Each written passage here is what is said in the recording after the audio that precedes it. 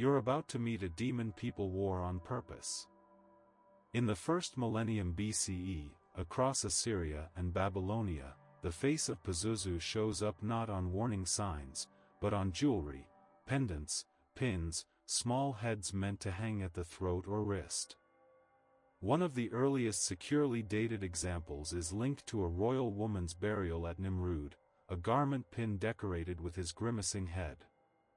That's the payoff detail. Pazuzu was scary by design, and that design was used as protection. So who is he? Sources call him the king of wind demons, a being tied to harsh, dangerous winds that could bring dust, sickness, and crop damage. But in practice, his job often flips. People invoke Pazuzu to push away another threat, a feared female demon named Lamashtu, blamed for attacking pregnant women and newborns. That sounds like a contradiction. Why trust a demon to stop a demon? In Mesopotamian magic, the line between evil and helpful isn't always clean. Many beings are treated as forces you can redirect. If Pazuzu is the king of the wind demons, then wearing his image is like posting the boss at your doorway, not friendly, but in charge. Look closely at how he's shown.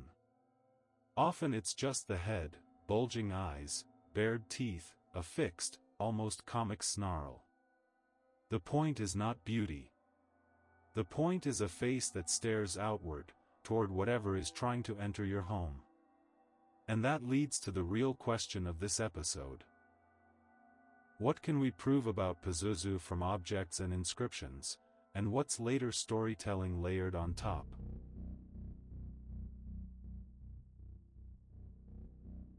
A lot of the strongest evidence is physical, small, portable objects made to be used, not admired.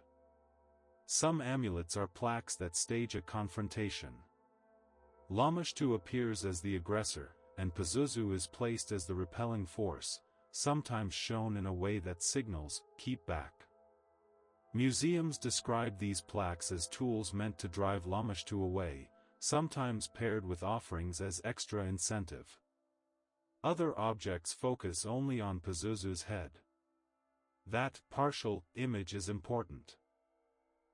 It suggests the head alone carried the power, the gaze, the name, the presence. Many pieces include a loop for suspension, meaning they were designed to be worn or hung. Then there are the inscriptions. On certain figurines, Pazuzu introduces himself in first person, "I am Pazuzu, son of Hanpa," and claims authority over the spirits of the air. Whether you read that as a boast or a warning, it tells us the object wasn't just art, it was meant to speak. A name and a role, fixed into metal or stone, so the protection could be activated again and again. Here's the pattern that repeats across finds.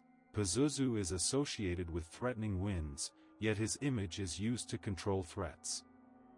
That's why calling him simply evil misses the point. In this world, protection could look frightening, because fear itself was a tool. What we can't always prove is the exact ritual in every household. Some texts prescribe specific actions. Making a Pazuzu necklace, placing an amulet near a bed, hanging something at an entrance, but the archaeological record often gives us the object without the full instruction manual. So the honest takeaway is this: we can prove his popularity from the sheer number and spread of amulets, and we can prove his protective function from how he's paired against Lamashtu and from the language on inscriptions. The details of everyday practice are where uncertainty creeps in.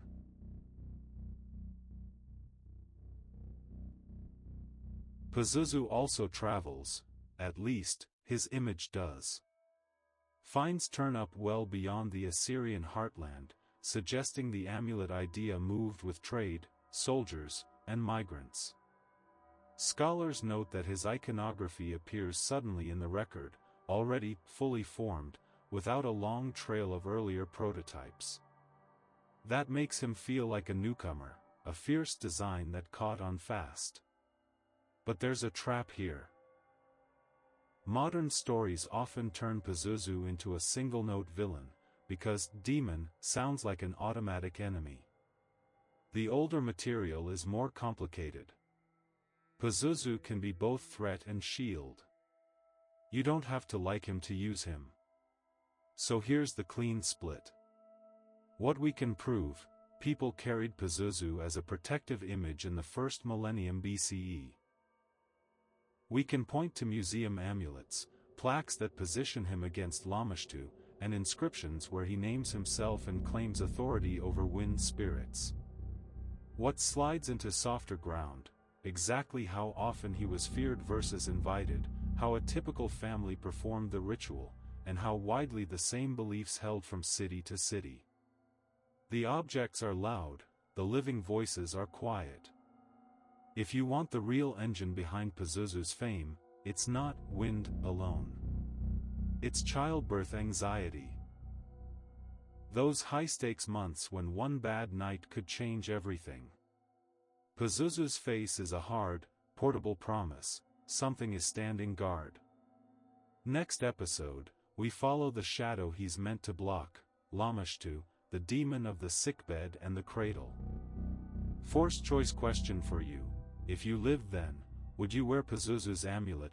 A. Yes, protection is protection, or B. No, inviting a demon is too risky?